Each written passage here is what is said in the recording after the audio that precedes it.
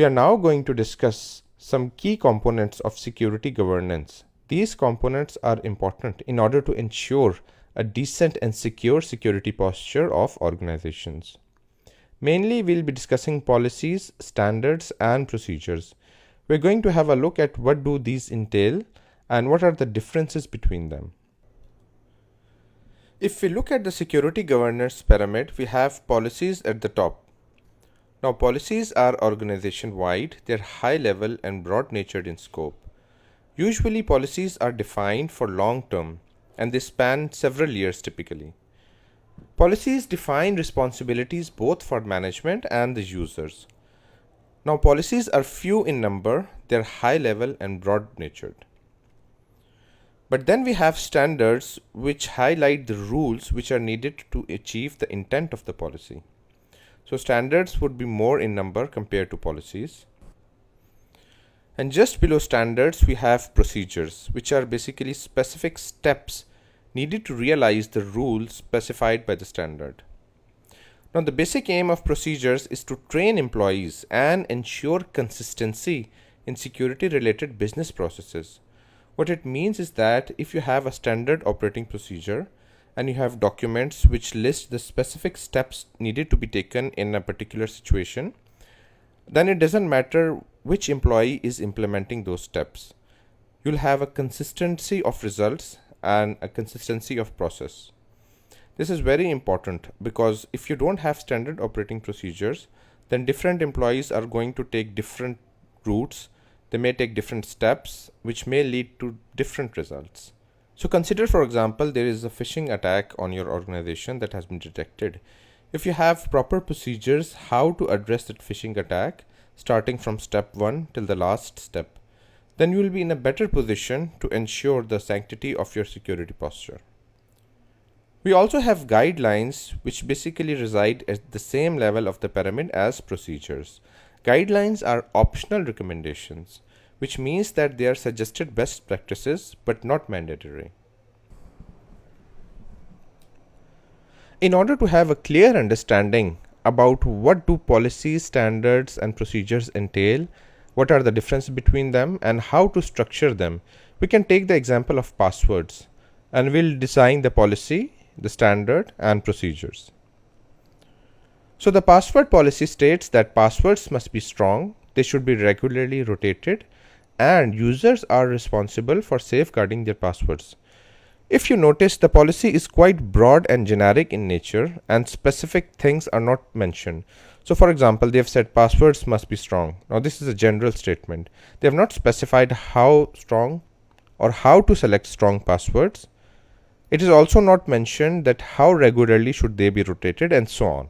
So it's broad and general in nature. Let's have a look at password standard. Now the password standard can specify things like password should be greater than 8 characters in length and should have 2 special characters. Now this standard basically explains more details about passwords must be strong. So in order to make them strong, we need to make sure that they are greater than a specific length and then they have special characters, for instance.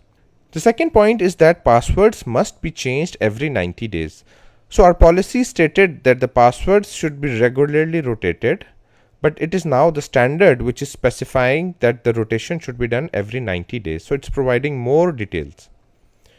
Thirdly, users are responsible for their passwords, and in case they believe it has been compromised, they must immediately contact IT security. Now this part of the standard explains and provides more details about how users are responsible for safeguarding their passwords and what are their responsibilities in case they believe their password has been compromised. Now let's have a look at procedures and guidelines which provide specific steps that must be taken. So for example, let's consider password change procedure. So it lists the specific steps that you need to do. For example, you need to log into your account, you need to go to option settings and select change password. Then you have to enter the new password along with confirmation and click submit. Now it does seem that these are very simple steps and people can actually do them on their own. But it is always nice to provide a standard set of steps in order to avoid confusions. Now this is a simple example, but in some instances, for example addressing a security breach, things can get out of hand if we don't have a streamlined set of procedures. Now, password guidelines could be something along the lines of select a phrase as password as it is easy to remember and strong. And this is true because if you select a sentence or a phrase as your password, the sheer length of that is going to make the password very strong and almost impossible to attack through brute force. So as we saw, policies, they provide overall direction, and then we have standards which basically allow us to explain policies in more detail, and then we have procedures which list specific steps that you need to take. Designing effective information security policies is a difficult task, and there are a number of challenges which must be addressed. Let's have a look at some of the key things that you must take into consideration if you want to design an effective information security policy. So the first one is risks. You should always clearly identify risks, their possibility of occurrence, and prioritize them. So the key danger here is that if you miss a risk, especially one that is likely to materialize, then your information security policy would have a serious flaw. So next are legal and regulatory requirements. So every industry has its own set of legal and regulatory compliance requirements, and when designing your information security policies, those requirements must be properly addressed. Any information security policy without teeth is pretty much useless. So your policy should clearly identify instances which are considered as violations and the penalties associated with those. And then you should also make sure that those penalties are enforced.